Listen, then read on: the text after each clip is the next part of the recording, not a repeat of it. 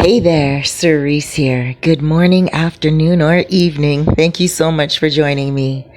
I'm located in the Dominican Republic right now, and I gotta tell you, it is a beautiful afternoon. It's a Wednesday. You're gonna hear some noise. My neighbors are preparing dinner, so you may hear some noise in the background as I tell you this story time. Welcome to Story Time. Alrighty, so this story has a lot of twists and turns. I really can't wait to hear your comments, to read your comments. My gosh. Okay, so let's just do the backdrop. There's a gentleman by the name of Rory. He comes down here all the time, okay? He's in his 60s. He's a retired lawyer, very good defense attorney from Canada, Toronto. And he said to me, Cerise, listen, I never thought I would be as successful as I was in my lifetime, except with love. Now, let me do the backdrop. He was in Jamaica, and he was raised by his grandmother until he was 13 years old. When he was 13, that's when his mother sent for him from Jamaica to Canada, because his mom left him when he was 8, so she could go and study in Canada and become a nurse, get a job, and provide for him. And that's what she did. And so he said he can remember when his mom would visit Jamaica during those years of him being raised with his grandmother. And he always thought his mom was going to be like, really easy and fun loving and down to earth because she always brought gifts and everything. He said, but it was the opposite when he got to Canada. His mom was very strict. She worked double shifts at times and he was home alone a lot. And he said he learned very quickly to either rebel or pay attention to what she was telling him to do. And he said because she worked so hard, he respected her so much, and he decided to just listen to her. And he studied. He said as time went on, after he studied, he became a lawyer. After he, really did very well for himself, he said, and he started to defend very high profile people. He defended them and made a lot of money.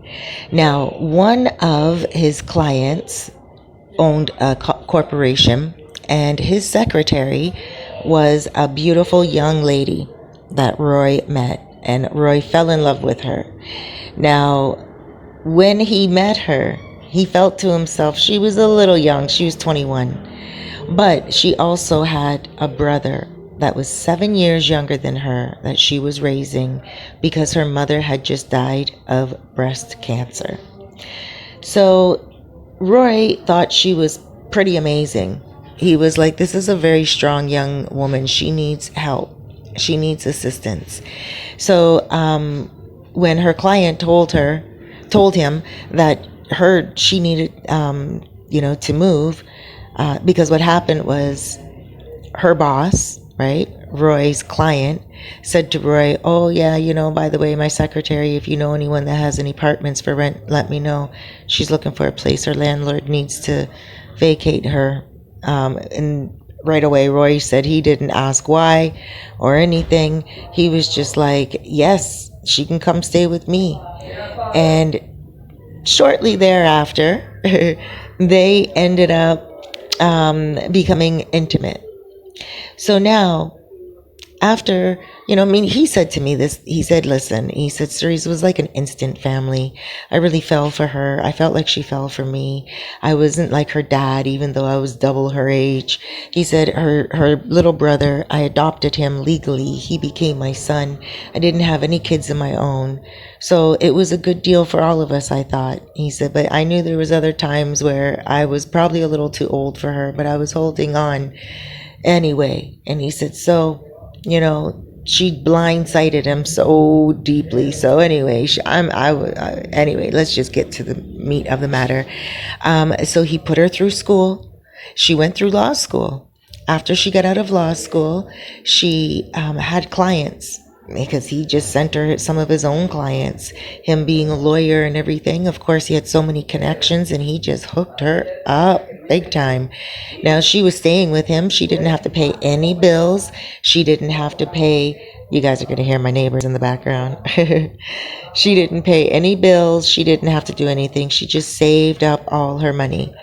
They would go to conferences together and stuff of that nature. I mean, he didn't go to all of them. Roy told me that sometimes when she would go to a conference outside the city, he would go do a few other things and go be with the guys and stuff. He said, but one time she went to a conference and never went back home. He didn't see of her or hear of her for 5 years. Yes, 5 years. Now, at this point, the boy that he adopted, we'll call him Ray.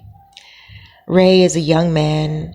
Ray is doing well for himself, but he's not in touch with her either. He talks about her all the time to Roy. He's always worried, what if somebody's hurt her or killed her? What if, they didn't look hard enough for her body? And Roy would always have to reassure him, don't worry, she's going to be back one day. And he would always say to Roy, no, you're too positive, like she must be gone. And he was angry because he also was, he wanted to kill someone. He wanted to hurt someone. He wanted to beat somebody up for what they did to his sister. But, at the end of the day, that was not possible at all. Why not? She was living it up in Germany. She disappeared for 5 years. She left for another man. Yes, another man that was in the industry. And when he met her, it was at a conference. And some of the conferences that she would go to weren't even real conferences. They were just times to be spent with him. How does Roy know this? She told him. Why did she confess it 5 years later? Because she had the opportunity to, maybe. Maybe her heart was heavy. But this is how she did it. So, Ray, he's on the highway. He's taking medication. He's taking antidepressants because he's so sad, broken, and he was also taking other stuff. Rory doesn't know what he was taking, but he was also drunk driving. So he crashed and he got into a fatal accident, and they rushed him to the hospital. Now, here's Roy in the hospital. He said it was a 5-hour-long surgery. 5-hour-long surgery. He said in the third hour, that's when she showed up at the hospital. Okay. How did she get from Germany to the hospital? It doesn't make sense. But she said she just happened to be in the country. How did she find out about the boy being in the hospital with the fatal accident? She was friends with a couple of his friends on Facebook. So she would look at his photos and see what friends liked his photos and then add those friends with a fake account with like a female or something like that on the photo. That's what she told Roy. She said guys, like his guy friends that she knew would like a nice girl body or whatever. She made a fake account so she could be friends with her brother's friends. I don't know if that makes sense, right? So, and it worked for her. And she said she just happened to be online. She was in the city. She just happened to be online. And she looked at Facebook and she found out that her brother was in the hospital. And she said she rushed in. And when she rushed in, she was livid. She was going crazy. Roy told me that she was like an actor. She's like, where's my brother? Where's my brother? I need my brother. And she's crying and yelling and hollering and screaming. And she needs to see him because she needs to tell him that she's alive and that he can't die. And the doctor's like, no, I don't think so. And the nurses at the front desk are like, no, you're not going into the surgery room at all. It was in the 4th hour where she decided that she was going to faint, and where she decided, the fourth hour of him being in the hospital, where she decided she was going to faint. And that's when he said to her, okay, you know what, let's go to the cafeteria. Roy said to her, let's go to the cafeteria. Let's go talk. I think you have a lot of explaining to do. And she was like, okay, so they went, he told me they got into the elevator, and he was helping her, he was holding her up. He said that she was leaning on him, and he said her hands were so cold and so dry, and so he said they felt so old. He wasn't even into her any longer. He said he was like looking, stealing glances of her, and he's like, she's not as beautiful as he thought she once was. He said she was still pretty, but she just kind of just changed looks. He said he doesn't know if it's because he's seeing her now for who she really is and not through rose-covered glasses, or, has she just not taken care of herself very well. And he said she still looked the same, but she just kind of looked a little dead inside. And he said to her, he said, are you okay?